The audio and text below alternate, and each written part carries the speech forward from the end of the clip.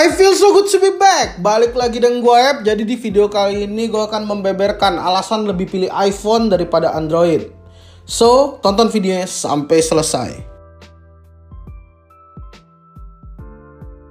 Sudah banyak sekali orang yang berdebat mana yang lebih baik serta menjelaskan perbandingan dan perbedaan Android dan iPhone. Perdebatan tak akan pernah berakhir karena di smartphone Android dan iPhone memang memiliki kelebihan tersendiri. Oleh karena itu, di video kali ini gue akan menjelaskan apa saja alasan gue memilih iPhone. Poin pertama, aplikasi di iPhone jarang terjadi crash dibandingkan di Android.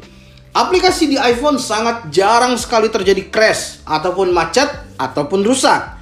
Jika dibandingkan dengan Android, itu hal yang paling gue rasakan, multitasking gak ada masalah. Bahkan di iPhone yang udah berumur sekalipun. Poin yang kedua, beberapa aplikasi hanya tersedia di iPhone. Produk besutan Apple memang terkenal lebih eksklusif dibandingkan dengan Android.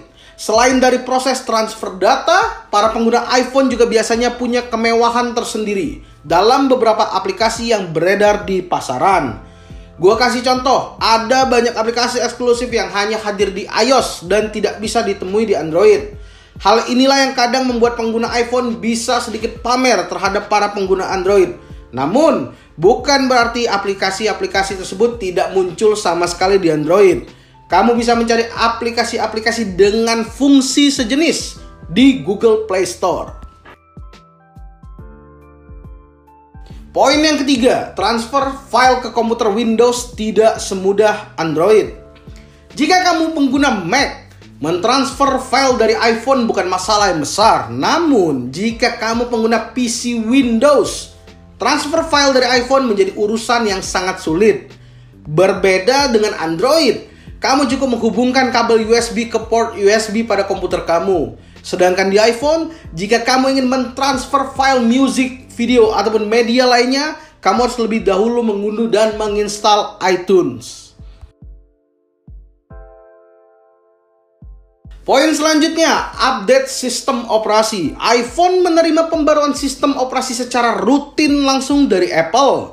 Sedangkan perangkat Android, kamu harus menunggu dan secara bertahap menunggu konfirmasi pabrikan Android itu merilis pembaruan. Android secara resmi akan melakukan pembaruan sistem, namun harus melalui tahap peluncuran pembaruan dari pabrikan Android terlebih dahulu. Poin selanjutnya, privacy dan keamanan. Apple adalah perusahaan yang terkenal tentang privacy, meskipun iPhone dan Apple sering mengumpulkan data dan aktivitas kamu, namun selalu ada pernyataan untuk permintaan data kamu. Sedangkan Google kurang tertarik untuk menjaga data pribadi karena Google menghasilkan sebagian besar uangnya dari data penggunanya. Google mendapatkan penghasilan menjual iklan yang dirancang khusus sesuai data pengguna Google. Namun pendapatan terbesar Apple bukan berasal dari iklan, tetapi dari penjualan dari iPhone dan produk yang dijualnya. Poin selanjutnya, kualitas kamera. Baik itu kamera depan atau kamera belakangnya, keduanya memiliki kualitas yang bagus. Ini juga pasti salah satu alasan utama banyak orang lebih memilih iPhone. Hasil dari foto dan perekaman videonya tidak mengecewakan. Tapi, soal fitur kamera menurut gue sedikit ketinggalan dari Android. Jangan lupa juga dukungan Instagram di iPhone jauh lebih smooth dan compatible jika dibandingkan dengan Android. Oke, poin selanjutnya, performa. Dengan sistem operasi closed source yang berbeda dengan Android open source, iOS dikhususkan hanya untuk iPhone. Membuat performa yang dihasilkan dari iPhone itu bisa sangat optimal, meskipun dengan RAM yang tidak sebesar Android.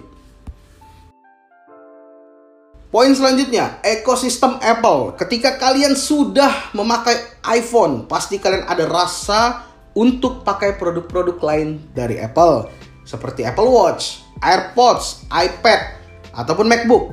Semua device Apple itu saling terkoneksi antara satu dengan yang lainnya. Seperti Apple Watch yang bisa untuk membuka layar kunci ketika memakai masker atau AirPods serta beberapa fitur lainnya yang berhubungan dengan iPhone. Entah itu iPhone atau Android, masing-masing memang punya kelebihan dan kekurangan. Nah, buat kamu yang lagi bingung memilih iPhone atau Android, sebaiknya pilih smartphone sesuai kebutuhan kalian.